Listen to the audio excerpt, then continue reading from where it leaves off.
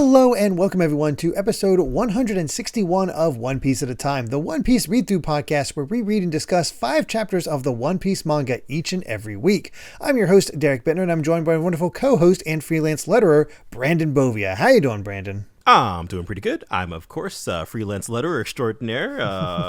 This would be the part where I would list projects, and I've already screwed up my intro.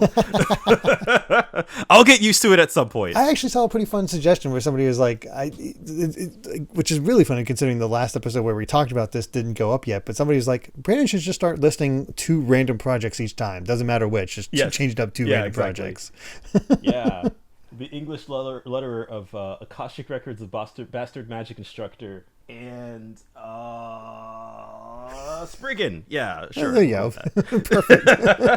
I'm sitting here looking at my shelf like, what do I got? I mean, it does a trick. Yeah, that's kind of a funny gimmick. I feel like I have enough to last for a while. Oh my god! I don't think I'll keep that bit up. It's actually really hard. Whenever people ask me, "Oh, what do you work on?" and I'm just like, "Oh, geez, it's too many to mention." You have to actively come up with a list and just go down the list. Too many is the answer. Oh my gosh! So for the first time in a while, we did not have any major mind-blowing revelations. There was one that did like catch me off guard, but beyond that, this was pretty much all action, which was weird. Yeah, I guess it is kind of at the point where we just kind of have to advance the plot. Mm-hmm. Like we just kind of have to get things like going from one thing to the next. So any episode without any earth-shattering reveals will hopefully mean that we can get through it slightly faster. Yeah, in a lot of ways, this is almost like the portion of Skypiea where it's like the competition has begun, where all the fights have started to break out throughout Skypiea to whittle it down to the 6 or 5 that Aneru predicted. Yeah, I mean, it's still fantastic. I'm still like gripped the entire time, and honestly, have no idea how a lot of stuff is going to go down because it just keeps changing up, and there's some interesting character stuff to talk about with this one. Yeah, for sure. Some good, some bad. Some not so good. Yeah, for sure. Yeah, we'll get there. Oh yeah. So let's just get right to it with chapter 736, Supreme Officer Diamante. There's some fun suggestions on a lot of the covers this week. I don't think I'm going to cover too many of them. They're cute, but there's not really a lot to comment on. Yeah. Oh, no new cover story yet, right? No. We're still in the mid portion where we're just getting to suggestions of Straw Hats and the animals, and we'll probably get Vivi in there too. And I'd actually be very curious to see if we get like Law and Kinemon and Momonosuke in those. Yeah, that'd be really great actually. I feel like Law in particular, like he would be so grumpy hanging out with animals. So really, that would actually be fun to see. I'm quite curious where they end up going with that. But we begin the chapter itself with honestly a pretty great spread of our 4 finalists in Diamante, which, man, Diamante has some weird proportions. There's some weird proportions really on dudes here. Yeah, it's the thing where it's like he's not only tall, but like he's really lanky. And not only like really lanky, it's like his legs get smaller the further down you go. Yeah, you'd almost think he'd be the part of the long leg tribe, but no, he is just a normal dude with that proportion, and it's really fun to see him up next against Burgess, who's just all torso. Yeah, exactly. It's weird when you could count among Rebecca as one of the most normal looking people here, and she's barely wearing anything. I know. It's funny. It's like the Warriors go in with wearing barely anything, and it's really just her and Burgess. Yeah. And I love, of course, they're all booing Bartolomeo, and he's just like, no, you go to hell. And we were talking for the longest time. It's like, how is this final? Like, is this going to be set up with all these individual people and the 4 winners and apparently members of the Diamond Army? Like, what was this format going to be? And instead, we do get a solid answer for it, and I like how different it is. It's very original and keeps the free-flowing nature of the fight so far. Mm-hmm. We don't get it right away because we have to use guys upset about the fact that that Rebecca won to, one, show off the fact that what Diamante's devil fruit is, where he's a ripple man, a flag man. Yeah, although frankly, I don't understand what, like, because he come, like, they all come in and, you know, he blocks him with his like cape that he turns into a. I don't understand this double fruit at all, frankly, but you just kind of roll with it. It seems like he's able to take any material and either turn it wavy or hard. So he can turn like hard materials wavy and wavy materials hard. Yeah. Basically what it comes down to for the ripple fruit, which, okay. I mean, an odd one, although probably not the weirdest devil fruit reveal we get this set. Although we get some, I feel like all of the ones we get this week are weird in their own way. Yeah, they are. Even the ones you think would be fairly straightforward are kind of odd. And you can see how it would be challenging to take on, especially like in a lot of ways. It's kind of similar to Bartolomeo's force fields. Yeah, he's just like just hitting him seems like is going to be a challenge. Yeah, but. That's the interesting thing here, because as these men get knocked into the water, we get revealed that the alpha fighting fish that are even more mean and deadly, and tied to one of their backs is the flame fruit. So it's not about fighting the others, kinda. It's about who can actually get to the fighting fish, these alpha males, and get the right one who has the devil fruit attached to its back, which that's cool. It is. I mean, it definitely turns it into more of like a challenge and less of a traditional kind of final match. So that to me says that like this tournament is probably about to end fairly soon. Yeah, it's we might be done with the tournament by 7:50. Yeah, I don't think it will last all that much longer, which is wild. especially because we started it so early on. Like it was like what 7:06 when we first saw it. Yeah, somewhere just around about there. So yeah, it's been a lot longer than I expected for sure. I did not expect it to be such a centerpiece.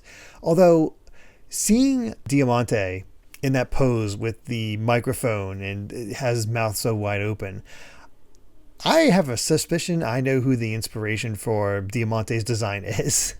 Oh, what do you think? I think it's Steven Tyler from Aerosmith. I look at that, it's like, that is so Steven Tyler. I see it. Oh my God. I love the transponder snail working as the end of the mic though. That's brilliant. Yeah, no, that's great. We got this 5-man free-for-all, so who will win it? Let's begin. Here's the bell. And then we cut away. Yes, of course, naturally, which is just like, oh, you really wanted to see him fight. But thankfully, you know, we kind of hard cut to some sneaking shenanigans with Violet, Luffy, Zoro, and Kinemon. Mm-hmm. Yeah. And they're like, they've made it to like, oh, is this the entrance to the palace? Is like, no, not yet. That's the door to the external tower on the outer ward of the palace. So we can't let the guards spot us. We're going to take another secret area in order to get into where we need to go. All of a sudden they're like, where's Luffy? And all of a sudden you start hearing gum. Who's that koi fish? And then he just uses a giant pistol to bash his way through that gate. It's like, okay, it's open now. And it's like, I mean, honestly, I'm surprised it took this long for Luffy to mess up the plan. Blow his cover. Yeah. Yes, it's great. Not only that, first off, it's just like, it's not even the way that we wanted, but, you know, Violet's like, screw it. I was like, well, she's not happy. We can do. Yeah. And then I love the other best part about this is Doflamingo, who thinks that, you know, he's sitting here watching TV. You know, he's getting reports like, we have an intruder, it's Straw Hat Luffy, and he's just like, but Lucy's on the TV. Yeah, exactly. It's like, the hell is he talking about? You're certain there's an intruder? It's like, no, Straw Hat's acting as Lucy and fighting in the Coliseum. It's like, no, this is Luffy. They're fighting us. Zoro's here and Lady Violet, and I love just the reveal of how little Doflamingo actually knows about what's going on. He's like, okay, then what's that in the Coliseum? Who is he? What the hell is going on? And I love how an information broker like Doflamingo is just like, no, the cracks are starting to show. Yeah, because you clocked that last week where it was like, oh, you know, there are things going on here that Doflamingo is not aware about, and we've finally, you know, like 30 odd chapters into this arc, it feels like we finally kind of got one over on him. It took us a while, and it's funny that it was ended up being Sabo who kind of facilitated. Yeah, right. By complete accident. Which is wonderful in that way. By the way, I forgot to mention, I love how Sabo is wearing sunglasses, so we still haven't seen his face between the beard and the sunglasses. Oh, yeah. It's great. Well, I don't remember exactly when the face reveal is coming, but it's definitely coming. We cut away from Doflamingo freaking out to the fight on the lift between the Tin Soldier and another member of the Diamante Army, Lao G, the old man, who's in some sort of weird superhero suit with arrows. He's so weird. Yeah, and the first thing this got a laugh out of me, where the toy soldier's down and one of the Tontadas, this one has a name, I forgot his name, I'm sorry, the kind of beetle looking one. He goes in to attack Lao G. Lao G puts glasses on and smacks the poor Tontada out of the sky. At first I thought he was like using the glasses to block him, but I think it's the joke of he's kind of hard to see and he's so small, so he puts on his reading glasses so he can see it. Yeah, exactly, because he's an old man. It also shows his speed. That's really good. Yes. He's a fun one in that he has a gimmick, and his design is hilarious, and he loves the letter G. He makes a G shape with his hands, and he's off on the wrong floor the first time. I love Doflamingo's crew. They are just the perfect amount of weird. They really, really are. And all like varying levels of weird. And God, you want to talk about weird. Yeah, because we go back we to finally Luffy. see what Pika's all about. Yeah, because turns out he just morphs out of the wall as like a stone monster. And oh God, that's how we end. It's like just the stone monster version of Pika coming out of the wall. So it's like, oh, that's not what I expected at all from him. Right, yeah, because we've seen kind of like bits and pieces of him, relatively normal sized ? But yeah, no, now he's a giant stone monster. So getting that whole deal sorted out will be fun. Yeah, it's again all action. This is one of the shortest times we've talked about a first chapter in a while, but it really is. Yeah, it's starting to be the payoffs of like how the first clashes, I guess, is the best way to do it, or maybe still lining up who's fighting who. I don't know if this is just round one or not, because if we're gonna put this like a lot of other fights with Luffy against other big bads of arcs, I think he's kind of destined to lose once against Doflamingo. Yeah, I feel like that is typically the natural order of things. And we're in this weird situation where like Doflamingo's here. So like we're, unless something happens, like we're actually going to get to him before long. Yeah, it's the showdown is inevitably close, but it's like I don't know, like, because there's like one core fight with Luffy against Eneru, because he had that advantage, but he had to actually get to him, and with Crocodile he had to figure out how to get past the whole sand fruit.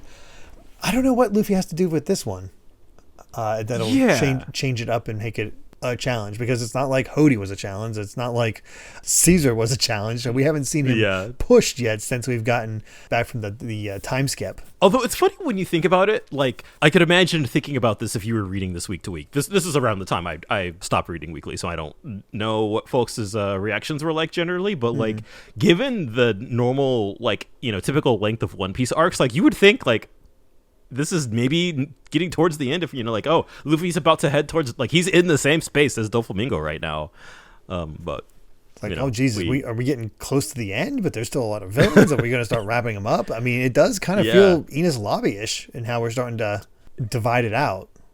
Yeah, definitely. I'm curious. We do have an SBS, but it's mostly just silly about putting Treble's head on various bodies. Being Oh. And the only reason Oda included it just because he liked the drawings. Yeah. But let's go ahead and get to our next chapter, 737, Officer's Tower. And we'll just have a nice little drinking game between Zoro and monkey bosses. But here's Pika in his giant stone form. It's like, this is our first real fight against a supreme master. Honestly, we're actually getting to I didn't even think about that, but yeah, we're having direct confrontations with all three Supreme officers. Yeah, you're right. Yeah, which is honestly really cool. And we just kind of get confirmation just straight up that, he's got the power of the stone fruit, which like not only turns his body into stone, it lets him assimilate his body into anything that's stone. So we are in a stone castle. So he is in control of it all. Yes, and the walls, we end this confrontation with the walls literally crashing down on the group. So it's like, oh, yeah, that's a challenge. No wonder he's the guard here. Yeah, we've got a perfect security guard on our hands here. Meanwhile, we go back to the Coliseum and see a little bit of how Burgess is handling this whole tournament. He has this crazy like shockwave elbow that takes out one of the flying fish, but also hits the audience. Like he keeps taking out the audience. Punches a hole right through the Coliseum. The people are just like, I didn't think we'd be part of this. Yeah. Oh, and we get fun confirmation here that Burgess is one of Blackbeard's 10 captains. Yes, that is. So all the like crew members that had joined Blackbeard initially as sort of like the core, now they have, it seems like, their own crews, I guess. Yeah, I don't actually know if we ever get confirmation of the 10, but it's probably the folks from Jaya and the Impel Down guys. That'd be my guess. I mean, that makes the most sense. That's my guess. Yeah, I do not know if that is the case, but that sounds about right. Mm-hmm. Yeah, I don't remember the number of how many were there, but he is. I mean, he's just causing chaos everywhere. But it's Blackbeard's crew, so it's not like it's a surprise. Oh yeah, of course. Like there was really no no big surprise to see that Jesus Burgess is plenty strong in his own right. Yeah, I think we expected that, but the fighting fish with the devil fruit on its back is surfaces and everybody spots it, and it's going for Rebecca first, so she's able to dodge out of the way. But as she's dodging, Sabo actually leaps on and like starts riding it. Yeah, and not only that, Diamante, who still thinks that's Luffy, he's just like, yep, that sure you'd love to get your hands on it, but that's not yours to take. And he whips out like this giant, just like super long sword, and I loved this. Sabo with his pipe just snaps it in half. You get shown very quickly that, oh crap, Sabo is strong. Sabo was always strong because he was able to, like, he was beating Luffy before, and even with Ace. So he was always stronger than Luffy. But now we're like seeing it, like, it actually makes me wonder, it's like, man, is Sabo actually stronger than Luffy at this point? Mm-hmm. I don't know, but he certainly has incredible hockey. Yeah, which is great. And not only that, we have the sequence here where we kind of have Burgess is like winding up for another elbow attack. And it's like, oh, is Luke's gonna, he's gonna stand and take the blow or dodge out of the way, and Rebecca's sitting behind Bartolomeo behind the barrier. And then we get our first named attack from Sabo, and it's Dragon Claw. And that it's sort of like doing the Live Long and Prosper does like a claw move look, and it's like, I wonder if it's like he trained under Dragon. Definitely curious naming, but he that same elbow attack that just like blew through the crowd, like Sabo just takes it head on with his fingers covered in hockey and ends up actually breaking his armor. And it's just like, oh yeah, and you can see. It's the first time we've seen Burgess not be just laughing like crazy. Like he's always like that sort of wrestler pose where he's all happy. No, this is the first time he's like, oh, I gotta focus. It's like, this guy's actually a problem. Yeah, and then of course the Diamante's like, is that really Straw Hat?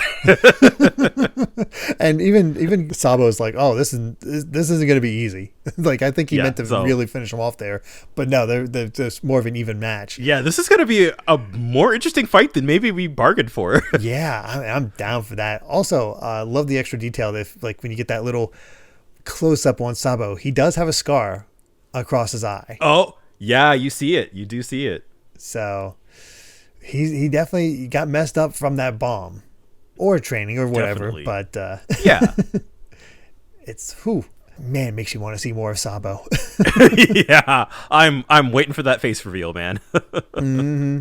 But we go back to Usopp at the trading port, and they're just getting more of a breakdown about how all those scrap buildings all funnel down into this tower, into the scrap heap, where they then get turned into toys and then sent back up in order to start working at the factory, which is really cool. How all these things we saw before, how it's all starting to connect and how this whole operation works. I guess because we saw, like, I think 1 or maybe 2 of the scrap pipe thingies that we saw above ground, and sort of seeing how they all, like, actually kind of connect into this one spot. Like, they have this operation, like, like down to a factory level, which is funny in that it kind of literally depends on, like, the devil fruit powers of 2 people. Pretty much. Because, man, Treble is so weird to look at, because we kind of go inside the officer's tower so we can see Cavendish be pretty much captured by the gooey substance that is Treble. Because it's like, oh yeah, this factory-like room produces many toys for some reason, has another name, and you just see his whole body. It's just like, what is his body? Yeah, he's like hunched over. I don't know what to say. Like, he's almost like a swamp monster almost. Yeah, very much so. Which is how like free flowing his. I was gonna say his body, but it really is like he has like this huge, like, long hunched back. He's very, an amorphous blob.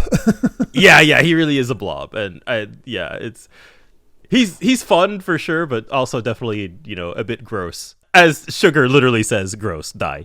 Yeah, very much so. Also, I got a kick out of the fact that, like, there's all this flan all around him, which means, like, okay, he's based on flan.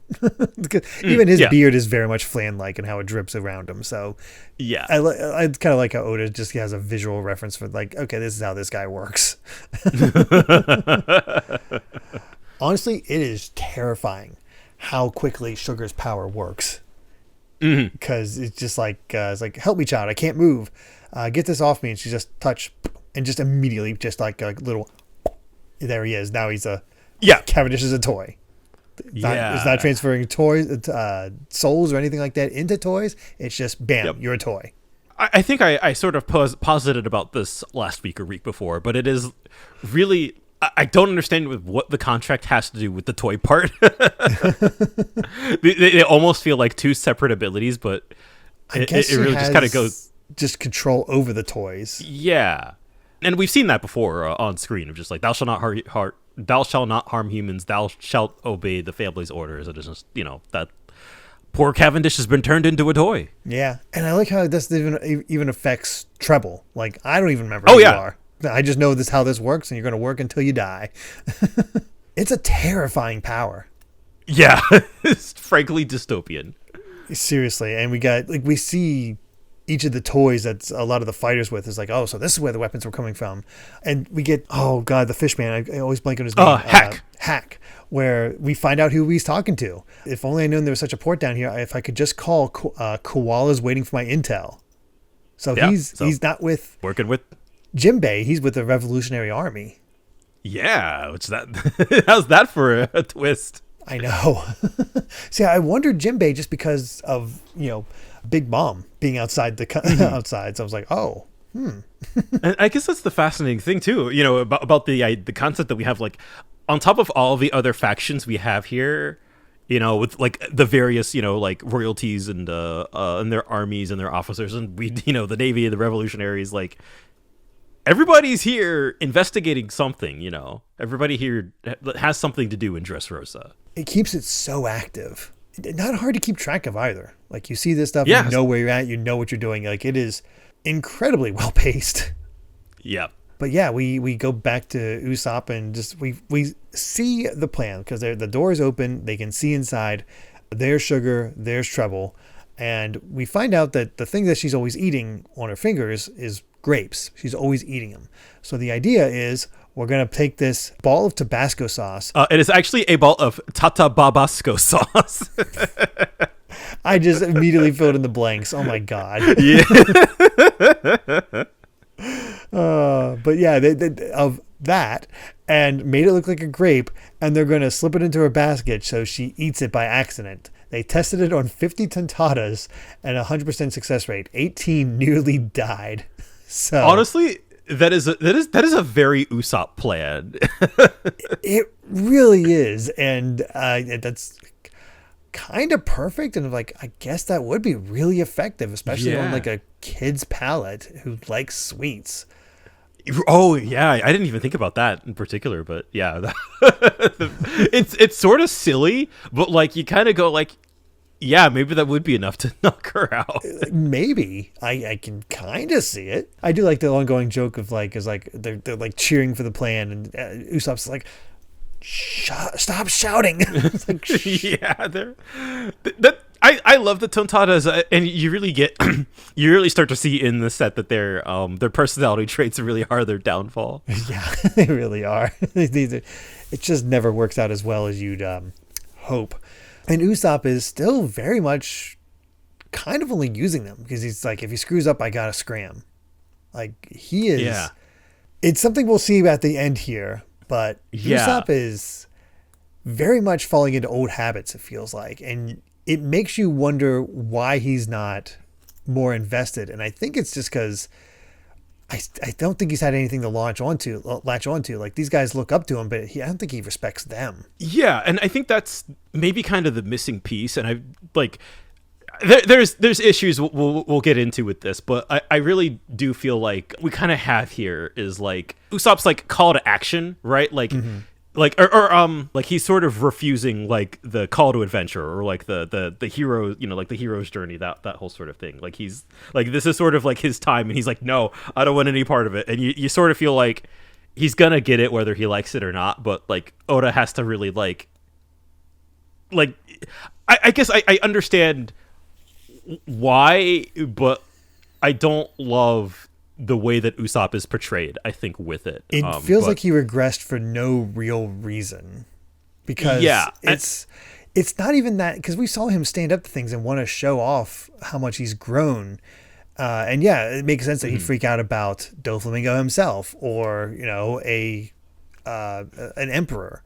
But this is not neither this. Of those.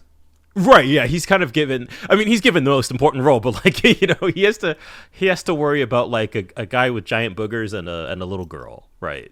Yeah, so it's unfortunate regression, especially because Oda goes out of his way to really show how important this all is, because he shows all the toys. It's like once, you know, all these toys in the country turn back into a big person, and all the forgotten memories come flooding back. You know, Doflamingo will show his true colors, so it's time to take back the kingdom. And it's like they're all pumped up for it, but Usopp is just not. Yeah, I will say that because I remember exactly where this is going, and I think for the most part I know how this is going to turn out, and I think you will like the end result, but it's hard not to feel mixed about it, just about the way it's portrayed. Yeah, I can see, you know, obviously we know how it's going to end up eventually, but it's the process there. Like definitely. I want to have at least some lip service as to why Usopp is acting like this, rather than me having to fill in the gaps. Definitely, yeah. It does feel like kind of a crucial thing that is just like, well, just kind of being played for laughs. And that is I don't know if I'd go so far as to call it like a habit, but like, it's something that happens a couple of times further down the line where you're like, well, this is kind of devaluing a character's progression for the sake of kind of for humor. Mm-hmm. And like the humor can be great and it can be funny, but like sometimes I wish Oda would commit just like a teensy little bit harder. Yeah. On those things. Yeah. It's never enough to ruin like a moment or a character for me, but it's like, you didn't have to do that. Mm-hmm. I guess is how I feel. Yeah. It's in a way, it's similar to Sanji in Fishman Island. Yeah. Although not as severe. Maybe not that bad. Yeah, maybe not that bad. but definitely. And again, well, I think will be more of a thing later on in the set. But I think this is kind of probably Usopp at his worst as far as the time skip goes. No, at least we get this out of the way. It's all. Yeah. That's a good way to think about it. I could be wrong, but I certainly can't think of any moment that's like as like, oh man. It's because Usopp's a favorite. You want to root for him at all times. You want to root for him, and there's other times where he's been cowardly in the past, of course, but there's always been that whole like, no, I need to show myself as a man. He'll step up eventually, but you also get why he's scared up until that point. So. Yeah, I think that's why it feels like a bit of a regression. But either way, there's going to be more to talk about as we get towards through the rest of these chapters. There is an SBS talking about which is more effective, Luffy's Supreme King Haki or Nami's Happiness Punch. Is like, well, if it's in person, only so many people can see, so it'd be Luffy's Haki. But if it was broadcasted, the Happiness Punch, especially since it costs 100,000 berries per person. There you go. That's powerful stuff. Yeah, that makes sense to me. I also like how he actually explains all this, everybody's sleep schedules, and how a lot of them are working on very little sleep. Yeah, I was gonna say, I feel like that kind of recontextualizes a lot of the fighting we see the Straw Hats do. Just kind of like, you're running on nothing. They're just on fumes. Like Nami and Robin do all right, and Frankie gets his 8 hours, and Chopper really gets his hours, but everybody else is like sort of like taking turns on when they do that, because he makes a point of it's like the ship needs guards at the fore and aft, so they're always 2 awake at any moment. Everyone switches out in 2-hour shifts, so it's very rare that they're all asleep at once, which I like that detail. Just it is a ship, there is stuff that you have to be active on, you just can't let it go. Let's go ahead and move on to chapter 738, Trouble Army Special Officer Sugar. And Frankie gets a cute one, but again, there's not a whole lot to say. Yeah, that's fun. I like it. It's time to see kind of how scary Trouble is, because they're getting ready for the grape. They're going to knock her unconscious, and all of a sudden, there's a fly buzzing around Trouble, and he lets a little bit of his goo out, and then shoots it at this fly, which causes a massive explosion. And it's like, what was it? It's like, oh, just a fly, and then immediately gets all the Tontadas like, well, he might shoot a fly, but he can't shoot me, and you're going to give us back our compatriots, and Leo's going to go in and go for it. But Robin stops him. He's like, no, don't do it. And that's when we swap over to the Sad Factory, the Smile Factory, where we actually see Sad being produced and all the trees that are being converted. It's a wild operation to see how this factory is all working. And I love how they even have an explanation for how they're growing this stuff, because they got the luminous flower, elegant sunflower, which actually we can assume produces sunlight at the very top. It's a really interesting operation, and we see the Tontadas at work, and it pretty much comes down to they're working their butts off. They're getting whipped and all that stuff. They're even calling it the whip of love, because it kind of ties into this. And they're exhausted. They're slaves. They can't handle it. And we see the devil fruits being converted by the Smile Factory.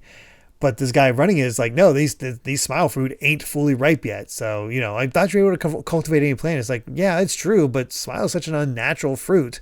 And he's like, no excuses. And they're just begging for breaks. And it's like, it really seems they understand the situation they're in, especially because it's like, oh, don't you want to help cure your Princess Mancheri's disease? You got to work on Smile. It seems like a threat, but instead it's just a full-on lie where we see the naivety is really screwing over the Tontadas. They believe everything.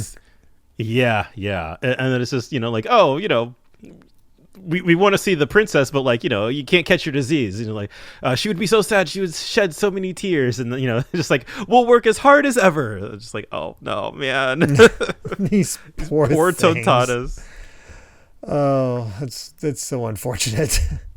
Yeah. And it's just enough to give us a little taste of what the Tontadas are in for and what else is going on, because we go back to Robin. It's like, well, why'd you stop us? I was like, no, if you would have leapt in there, he would have gotten you. That the way that fly he zapped was shot right between the eyes, so Trouble's eyesight must be incredibly sharp, so it's too dangerous to go after Sugar while he's watching over her. So we need a new plan. So instead they release an army of pink wasps on one of the ships. And Robin gets to act as a diversion. She's like, urgent report, Mr. Trouble. Got trouble with this pirate captain. They're claiming they need to renegotiate the price of the deal with an officer. And he's like, oh, they're not intimidated by Joker's name, huh? Got guts. Well, let's go take care of this. And it's like, yes, please, sir. We need your help because there's casualties. It's like, all right, I got to get down there. It's just a quick little page, but I do love, like, Robin is used to working under an evil organization, so I like that she gets to be the one. Yeah, she's kind of in her element here. Yeah. And I was like, well, initially it's like, you know what? Robin versus Treble would be an interesting fight, but we're not going to get that. Or at least not yet, if anything comes of it. But he goes with her, locks the door up tight, and makes sure the security in all 4 of the doors to the tower are locked down. So keep him informed. And he goes with Robin, leaving Usopp and the Tontatas to take care of the rest. And he's still very much is like, in his head is like, okay, doing nothing is the safest plan. So, because the Tontatas is like, oh, aren't you going to fight Uso Land? He's like, no, it'd be easy for me to handle this, but your success in this operation will be a great source of confidence to you. So have no fear. If anything goes wrong, I will ensure that everything is saved in the end. And they're like, oh, okay. So it's actually very fascinating. I didn't think about it until now that Usopp's almost acting like a mirror to the people treating these guys, the Tontatas, as slaves. Yeah. In a weird way. It's like different, but it's not. Yeah, it is in a weird way. Extremely similar to how they're treating them. Like it is kind of like taking advantage, but like it oh man, when you put it like that, it makes it way worse when you think about it. And I mean, degree, and that's sort of the tricky thing, right? Is like, I know Usopp is like ready to turn heel, at the first sight of things going wrong, but is also like, well, like we're in this deep now, so like, we might as well keep playing up the bit, right? Which I feel like by kind of committing further and further to like, like, all right, you guys do it, I'll stand here. Like he is kind of just getting stuck further and further into this. So I feel like there's like that level of wishy-washiness here that like, it's kind of tricky to put your finger on because it feels like it is like 50% Usopp and 50% Oda. Yeah, very much so. It's something that it really is hard to get a read on. I don't know. I would be interested to see the comments on this episode. If I'm very curious what people think about Usopp in this case, because it's not like I hate him, but it's like, man. yeah, exactly. Right. Like you're just like I'm not like screw Usopp, but it's just more like, yeah, you'd think he'd be a kind of past it at this point, and maybe it is just like this is kind of the one section that like maybe Oda thought that this section would lack tension if there wasn't kind of this interplay between like, oh, like Usopp's here, but he wants to run away, but he also has to figure out how to keep these little guys safe, but also save his own skin. It's tricky.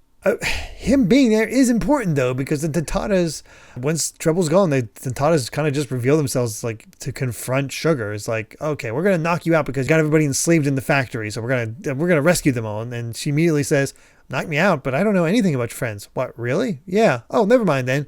And then Usopp's like, oh, you should mind. Don't be fooled. It's like, oh, right, that was close.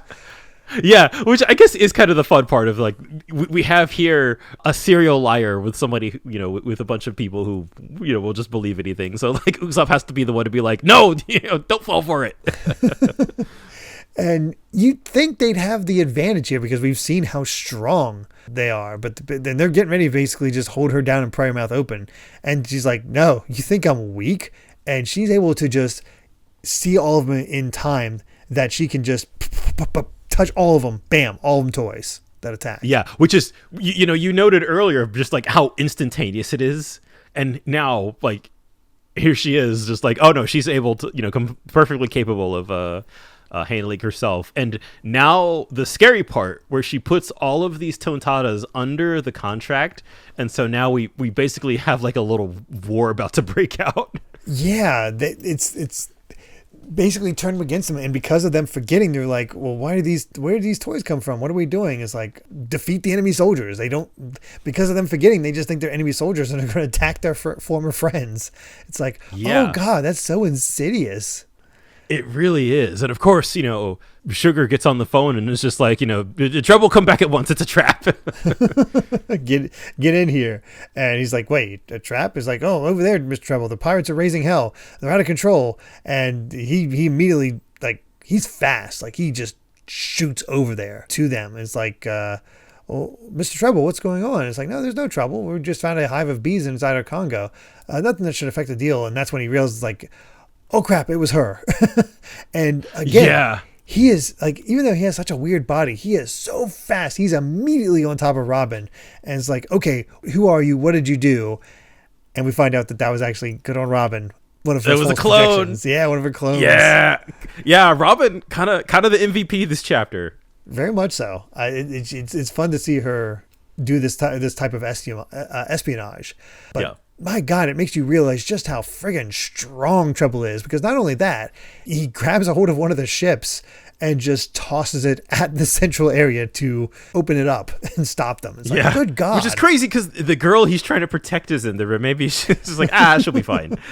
She'll be all right. Trouble is scary because, like, he's one of those characters who has, like, not only has, like, a freaky gag design, but is like, oh no, he's fast. And he could just yeet ships at you.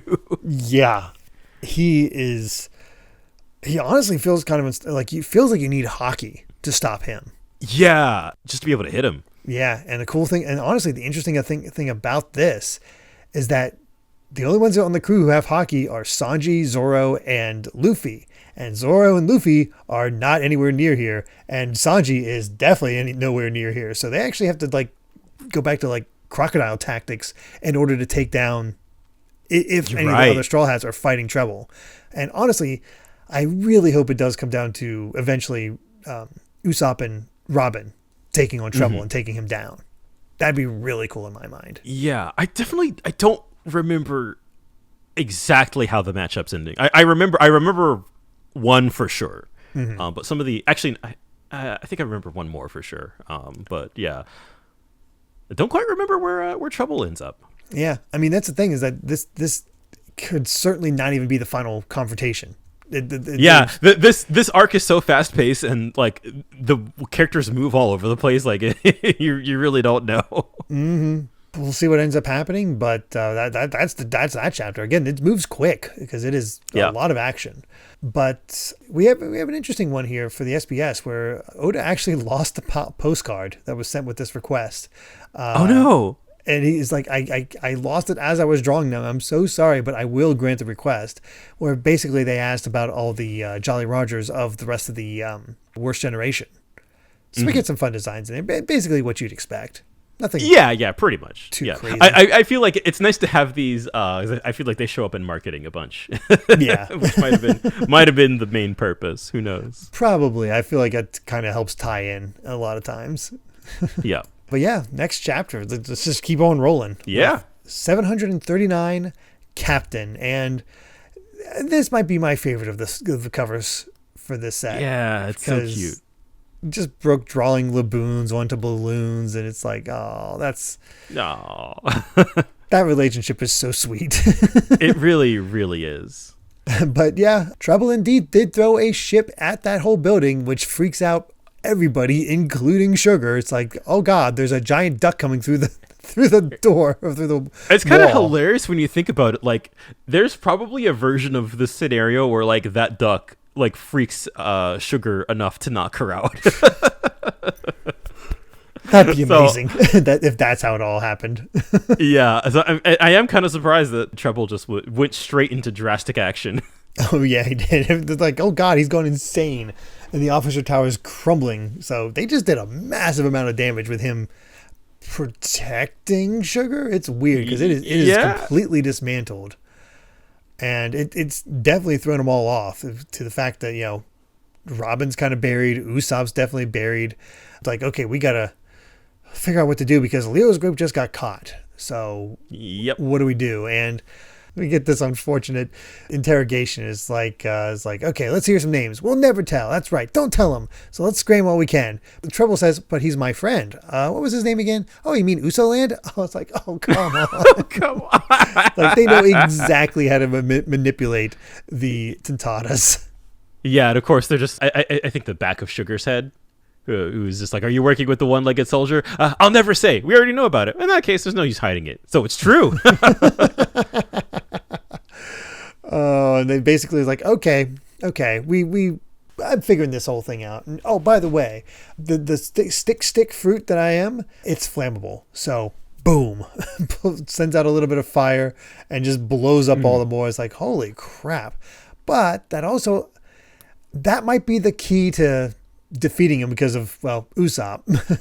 Yeah, I was going to say, I feel like he just revealed his weakness. I actually don't know if that is how things go. But to say like, you can see that playing into the weakness though, because you can just kind of blow his ass up. Yeah, exactly. Like, oh, I'm weak to fire. That is what he just said. Leo gets blown up and Usopp goes to him. It's like, okay, we got to get out of here. It's like, no, you get out of here. You can't handle this. Trouble's way too tough for you.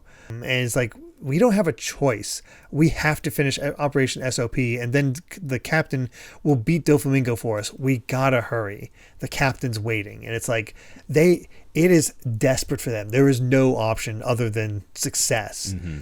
It really does just emphasize the desperation of this whole attack. Yeah. And how it really is falling apart. I do think that expression on Usopp's face and kind of the way that he is like, he is kind of being pulled on both sides here. Mm-hmm.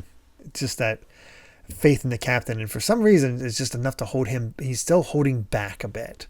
We go to the fight with Lao Ji and the captain, and he's just getting blasted out. He stands no chance. And it just goes into flashback mode where it's like, of Dressrosa that morning. Again, this has all been a day. And all this has been going down. And all Law's fault. Yep. Where all the gladiator prisoners are just cheering it on, and the Tontanas are all happy. And that's when the Tin Soldier has to be like, no, apparently it was a false report. And, he's trying to calm down Rebecca. It's like, I understand the anger. I feel the same way, but you can't rush into this decision. We're the ones who are uprising. All the preparations are in place. And Rebecca's like, no, I'm not going to wait. We've been plunged from heaven straight down into hell. Everyone's had enough because their spirits are just broken. So we have to do this because, wait, who can do this? Who can win 1,000 battles and be free? It's just a giant wall of despair. And to the point where she actually thinks the statue of Kyros that we've been talking about, wondering about, the 3,000 battles won, it's a lie. It's just an image of the ideal warrior that the prisoners created while they were fated to die. He's the personification of their desire, nothing more, which obviously that doesn't get held for long, but it would have been an interesting idea if that was held for longer. That concept. Yeah. And I think there's something to be said about the personification of like the desire for freedom and sort of like the forms that takes with different peoples in like different situations. And it's interesting that kind of like we kind of met with both the toy soldier and Rebecca like after this like big argument, where they're both just kind of like, I don't want you to die. Pretty much. It's basically like, you don't stand a chance against this. This plan is so desperate. Like, how are you going to pull this off? And meanwhile, it's like going after the flame fruit is not an opportunity. It's not the sort of competition you can win. You will lose your life. I'm going to forbid you from entering. This is where we get the confirmation. You're 16. That doesn't make you an adult. You're still a child. So listen to me. We also get to see what she wears when she's not in the gladiator ring, where it's just simple like rags. Yeah, and that's just interesting. Imagine that. Yeah, she is a prisoner gladiator. Yeah, and then it's funny, of course, now that we've known for a little bit, and she's just like, "You're not my dad." This is you throwing it all with your ridiculous plan. She's like, you can't beat Doflamingo in a million years. You're just a one-legged toy, and that's when it's all like that's enough to kind of end it. It's like, I've overstepped my bounds, but I hope you'll reconsider. So. It's like, no, I think going to your death and it makes me scared. So I'm sorry, soldier. And this relationship is so good. It really is. Yeah. And I feel like we've had about enough context for this for a while. And we kind of know kind of the level to which, and again, we know that Toy Soldier is, the dad in the situation. So it really is kind of like I feel like it's rare to see kind of like both a father and daughter like relationship where they're both like trying to fight for each other's freedom. Yeah, you don't see that too often. It's usually one or the other. Yeah. And I kind of really appreciate that it's like actually not one-sided in the situation. It's not just, oh, I want to save my daughter, or oh, I want to save my dad. It's, we're both trying to do the right thing. We're in a terrible situation. We want to save each other, and we're willing to sacrifice ourselves in order to save the other. So yeah, it makes an interesting dynamic. But also, I love that seamless transition into Rebecca fighting, because she never attacks, and she actually goes on the offensive against Diamante, but her sword has no edge to it. So it's ineffective. It's like, okay, what is her plan? Why did she do that? Yeah. I don't know what she thought she was going to accomplish with that. Maybe she forgot. I don't know. Either she forgot, or she just had that memory and just got too angry for it. But yeah, I guess she just got riled up. But like, she also literally just saw a bunch of guys with actual bladed weapons come and rush Diamante.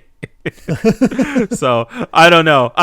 You maybe could have thought through that one a little bit better, and it's a mistake that she pays for. Oh yeah, it's a wild sequence where he takes like a belt, tosses it out so that the belt portion like stretches out, and then he uses his ripple powers to turn it into a club, steps on her foot so she can't escape, which she's supposed to be fast, and bam, clocks her over the head. Yeah, takes out her helmet. Oh, Diamante's good. Oh yeah, like, yeah, of course. Yeah, if you had any indication. And I love, of course, we're continuing the bit. Sabo refuses to learn Bartolomeo's name. Muscle melon. Protect the girl. And then, of course, I think this is something that we had noticed already earlier, where Diamante is basically kind of like, oh yeah, by the way, I killed your mom.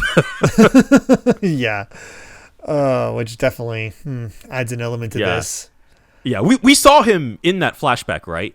Like yes. Around the time, like one of those flashbacks. He was in one of the flashbacks. We didn't see her mother actively die or anything like that, but like we saw him at the scene of the crime. Yes, I feel like. Well, here and the others were just there, and the whole thing about how just these 3 supreme officers were all it took to completely take down the army. Mm-hmm. But we go back to the soldier. And they're hearing all kinds of crashing, and Lao Ji's like, is that Pico? What's got him going like this? That's when the Tentatas like grab a hold of him and is like, Captain, can you stand? Yes. Okay, you need to go. We're going to hold him off. You have to keep going because we prepared for this, and if you don't keep moving, who will? And the captain's like, well, those guys are going to get crushed. I can't let them behind. He's like, no, you have to do this. You're the only one who can defeat Doflamingo. Which is incredible trust. We don't quite know why, but it is like how strong is this guy? Yeah, exactly. And that's when Usopp learns that, like, is yelling at him. He's like, he's just a one-legged toy. Why do you care? Why do you think he can help you? And that's when they get the reveal of like a question I've sort of had for a while is like, how is like we saw him fighting against regular people and it's like actually hitting him with the gun butt. Is like, how is he able to do that? Because you must not harm any human. And even training Rebecca and hitting her. Yeah, and that was established this moment that we saw the toy soldier. That's actually crazy when you think of it. Like I didn't clock that until right now. But there is an exploration. Is like, people who turned into toys are put under contract and turns them into helpless laborers. But the captain was the first in the land to be turned into a toy.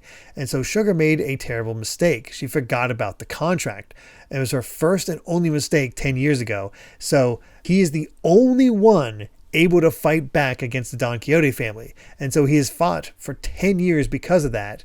So if not for him, all the toys would have no hope for the future. And even the Tentatas would have been all enslaved without knowing the truth because he was able to make them not as gullible, or at least tell them so they wouldn't be as gullible. Mm-hmm. So if we miss his cry to action, there's no hope for the people of the future of this country. So he is worth placing our hopes on. And that's because no one remembers him, but once everyone knew his name. As a big person, he was known as Kyros, the greatest gladiator in the history of the Colosseum. That's who he is. And that floored me because I'm like, boy. Oh, this person's Kyros. This person's Kyros. I don't think I ever clocked the the tin soldier as Kyros. Yep. Not Yeah, once. I'm like, it just did not occur to me. Of course, like it all comes back around, right? And it's just, the first time we saw the statue was with Rebecca. And I remember her saying something along the lines of it gives me comfort for some reason. And it's just like, of course it would be her dad. Of course. Yeah. Why is he so good? It's Kyros. And it makes me wonder what he actually looks like as a human, because the statue gives you a base idea. But it's also one of those things, is it going to be one of those cases where, I mean, he has to be turned back into human at some point, and he has to fight Doflamingo. But I have a feeling he's not going to beat Doflamingo, and that's what's going to come down to Luffy, if we're going to predict how a plot typically goes. It makes you wonder what happened to his leg, too. Yeah, or if it was already made like that, or maybe he got away, and that's why the contract wasn't fulfilled, because he was able to struggle away, because he is so strong. Yeah, because we had him in... He still has the one leg in the flashbacks, which makes me think seems like he's always had the one leg, and it's just been... I think it's just a reference to that story. One-legged tin soldier, just that's it. And I think that's the only reason why. But God, I love Soldier. Yeah, he's definitely a big highlight. He's such a fascinating... Like, this toy is such a multi-layered character. We always talk about, like, sort of MVPs of arcs. And typically of, like, new characters. And I think I'm pretty safe to say that is absolutely Soldier or Kyros at this point. Yeah, I guess now that we know his name, we could just call him Kyros. But like, it is kind of cool learning that, like, and again, all due to consequences of the Straw Hats and Law's actions of, like, he's the one who decided to take matters into his own hands and was just kind of like, all right, I've had enough of this. and I'm like, he had this plan that would have gone into action with or without the Straw Hats' help, but he was just like, I on my own am gonna stand up to Doflamingo because somebody has to. Yeah, I've won those 3,000 battles. I am strong. Yeah, and I think what I love is that we've seen so many characters in Dressrosa like have such a sense of agency, like, without the Straw Hats. Like, and I can understand that. I think that is a common criticism towards a lot of the time skip arcs, where it does kind of feel like, oh, the Straw Hats are maybe not as important as, like, the people that they're helping. But, I really like that the new characters that get introduced, who are, like, trying to change the course of their lives for the better, like, aren't just, like, helpless, Yeah, I like the idea that the Straw Hats are more like an extra boost to things, not necessarily the catalyst or the key point. Because they very much are that when it comes to, like, Fishman Island, for example, or even Alabasta. Because what does anybody else accomplish in Alabasta beyond the Straw Hats? Right. Not much of anything. Like, they try, but they're constantly defeated. But now we're reaching a point where they are stronger because we are in the new world, and it's perhaps comparable at this point. Obviously, nobody's really stood up yet, and the Tentatas are strong. Like, to be real here, this whole plan has not had a single victory yet. It's not going well. No, that's for certain. I do think, though, I think I realized maybe why I like this aspect so much. It kind of reminds me of, like, an expanded version of the ideas from Water 7.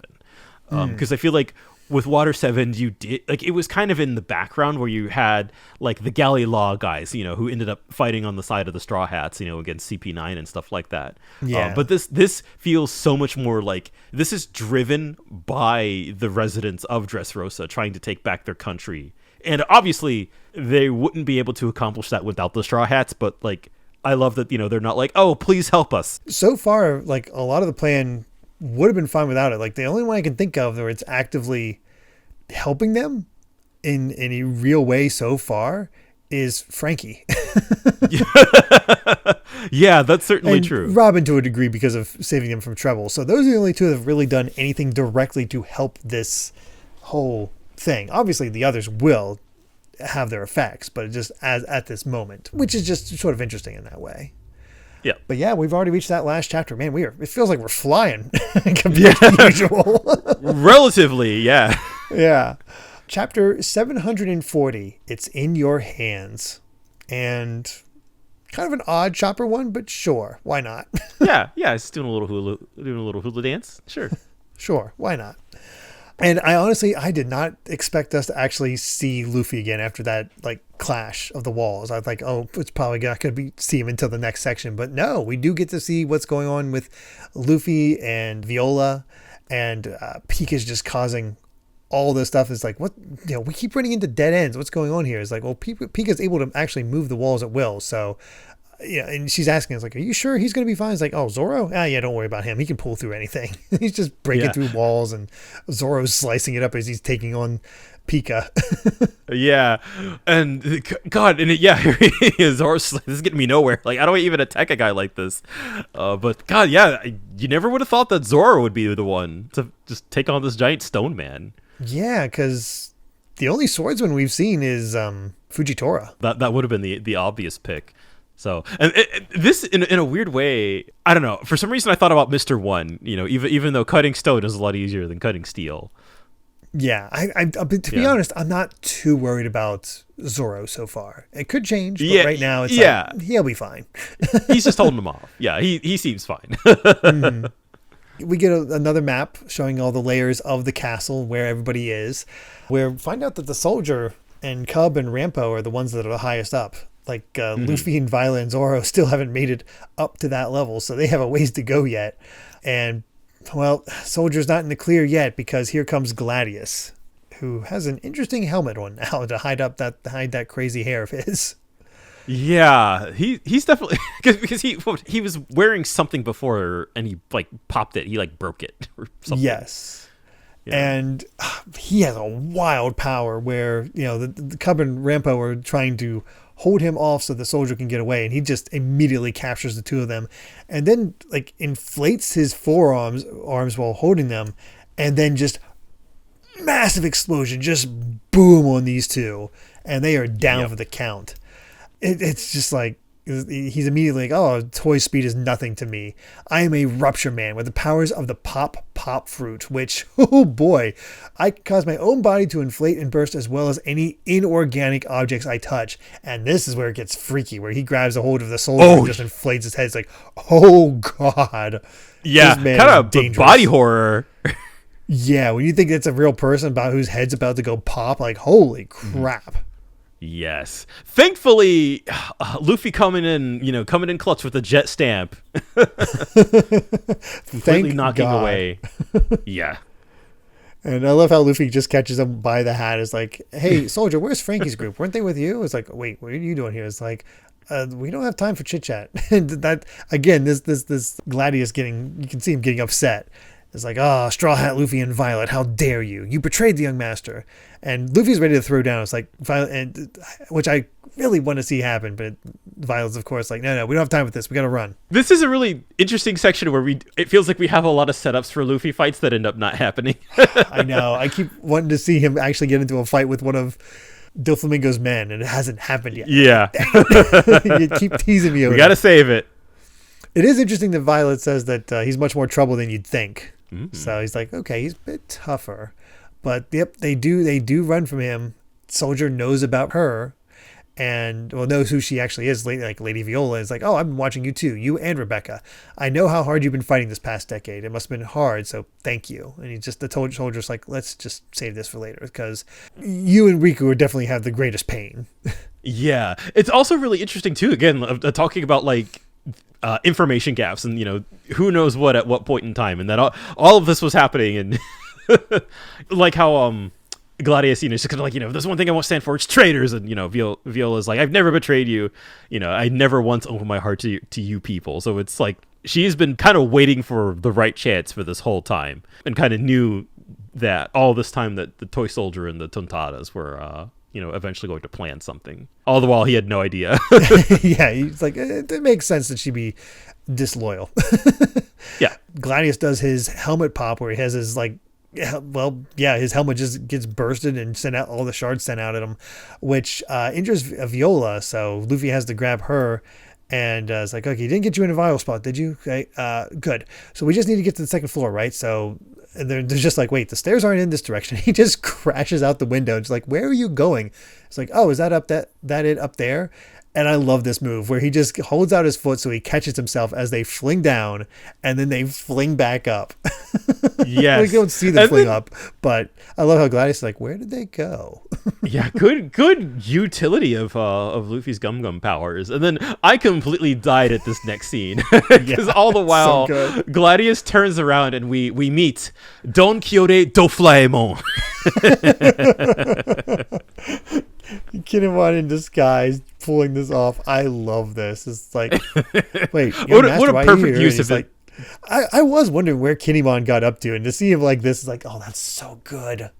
Yeah, I love that, because Gladius is like, young master, why are you here? Kinemon's like, young master, no, I am Don Quixote. He's like, no, that's what they call him. It's like, yes, I am young master. There are intruders in the palace. It's like, oh, no, actually, Gladius is like, there's intruders. Please wait above while we take care of them. It's like, yeah, I'll leave that to you. I'm going to go up underground and observe Kanjuro's status. You mean the samurai who disappeared from the scrap heap? What? Disappeared, you say? I love that the disguise works. I know, he does fool him. That's kind of amazing. But it also is kind of great because, Kanjuro's not a toy. He was in the scrap heap, but he's not a toy because they remember him. Oh, you're right. That is a good observation, actually. I did not put two and two together there. So I wonder. I'm very curious about Kanjuro. Like, that is an aspect of this I completely forgot about. I did too. I totally did too. I was like, all right, Kanjuro. And I do not remember what Kanjuro's role basically for like the whole of this arc. Like I remember almost nothing. So I don't even know when he's going to show up. Who knows? But I mean, obviously we still have a lot left, but it's just seeing all this come out. I love so many little plot lines. And they made it all the way to the suit chamber on the second floor, and they're right before the room, like right there is Doflamingo. So Luffy's like, why are we hiding? He's right there. It's like, no, shh, don't ruin their plan. I'm like, what plan?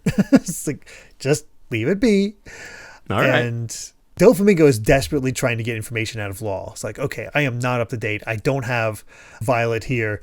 I need info now about what's going on. So why are the Straw Hats working with the Tontatas? How do they get underground? Why are they going after Sugar? If that's not all a coincidence, then they must know the root of the darkness of this kingdom.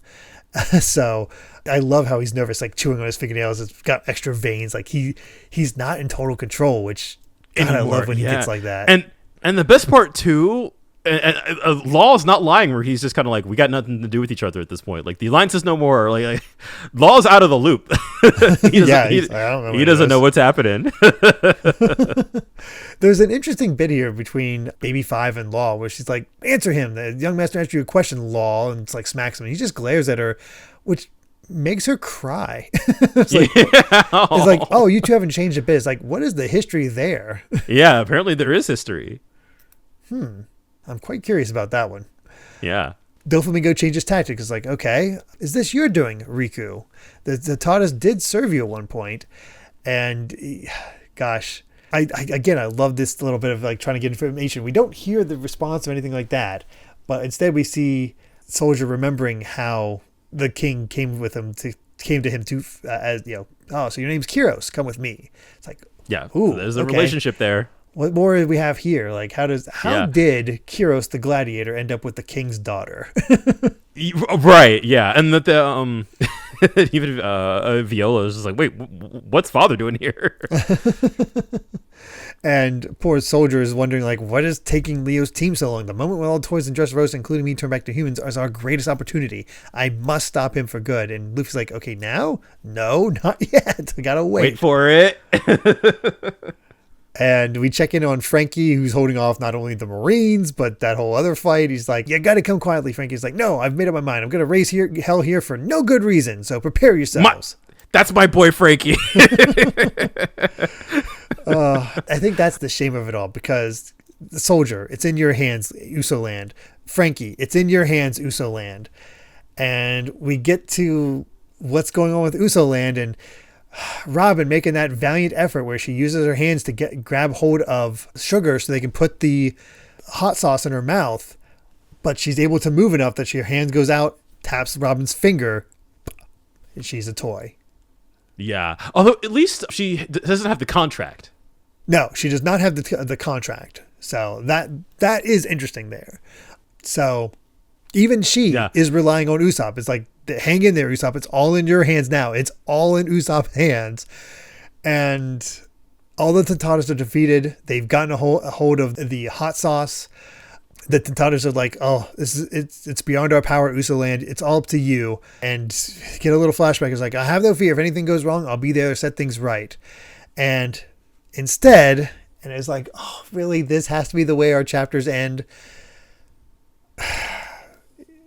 Usopp escapes and just like, I'll write a picture book of your tale for future generations. So, it's, I got to survive to make sure the story's told. Besides, this is all Frankie's fault. Why isn't he coming? I can't die for a little white lie about being a hero. And that's how we end.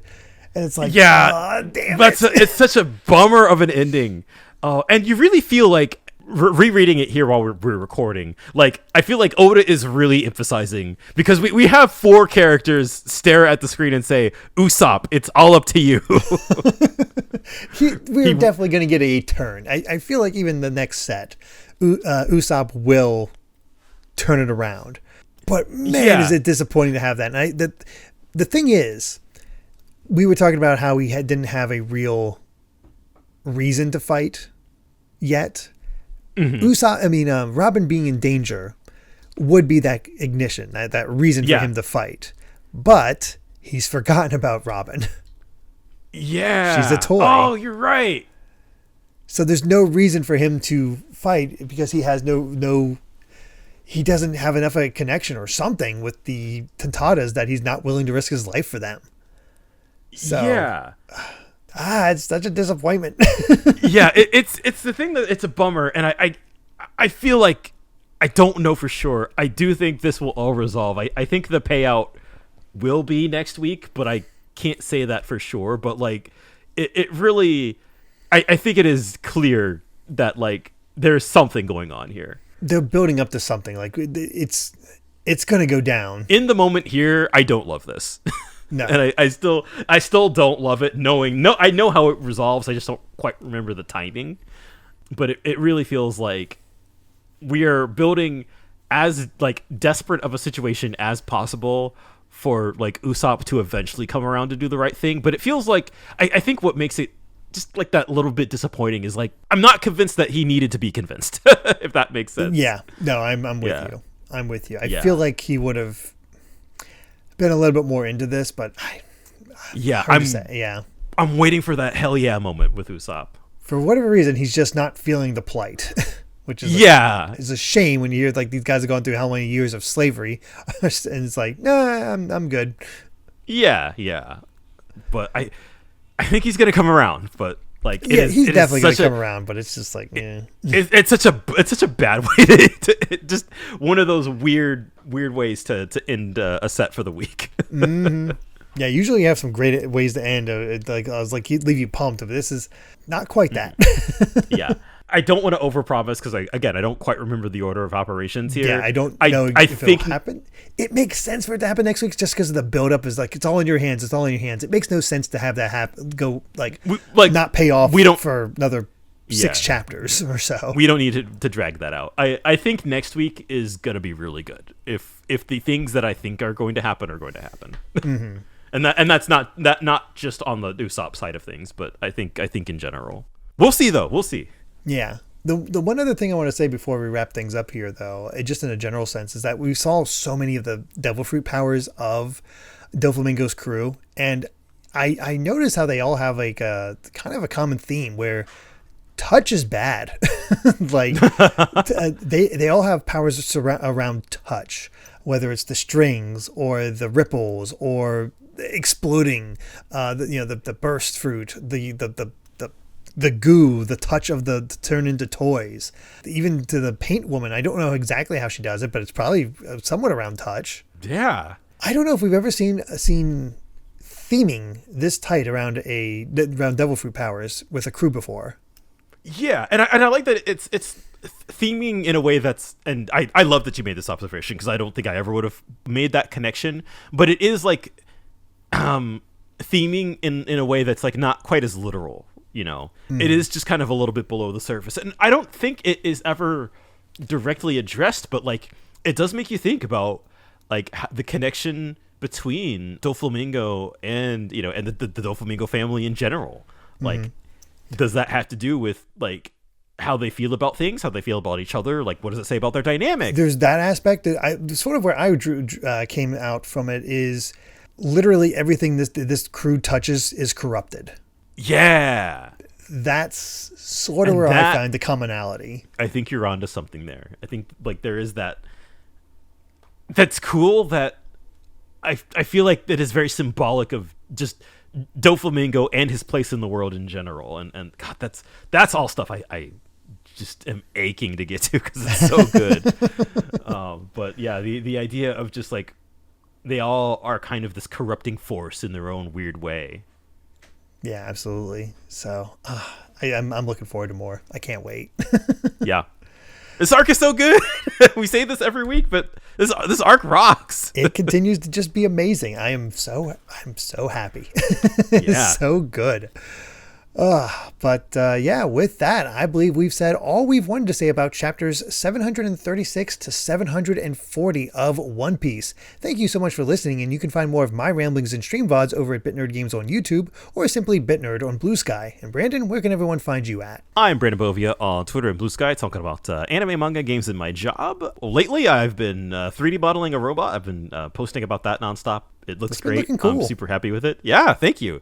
And I've also been addicted to Monster Hunter Wilds, so I've actually been. I'm holding out for Xenoblade Chronicles X. I'm gonna play X, but it hurts having to. I mean, yeah, I've played it before, so I'll be revisiting. But it hurts to have like two massive games like basically in the same month. Yeah, I should have known though that you'd be into X just because of mechs. Oh yeah, of course. I did start. My first Xenoblade was the original one on the Wii. I think I beat it on 3DS first, but I played X when it came out, and it's always been one I liked, but not as much as the others. But I think I'm going to really like it this time around. I've had a soft spot for it for a long time. Yeah, because it was the first Xenoblade I beat, but we're off topic in that case. X is good. X is good. X is good. Play it. Yeah, you should play it. Please, you should play it. Please play X. And if you'd like to help us out more, you can support the podcast over at patreon.com/Derrick Bittner. That's DERRICKBITNER to listen to the next episode ad-free 3 days early, as well as patron-exclusive bonus episodes. And make sure to return next time as we discuss chapters 741 to 745 of One Piece. So until then, my friends, bye. Remember to take life one piece at a time.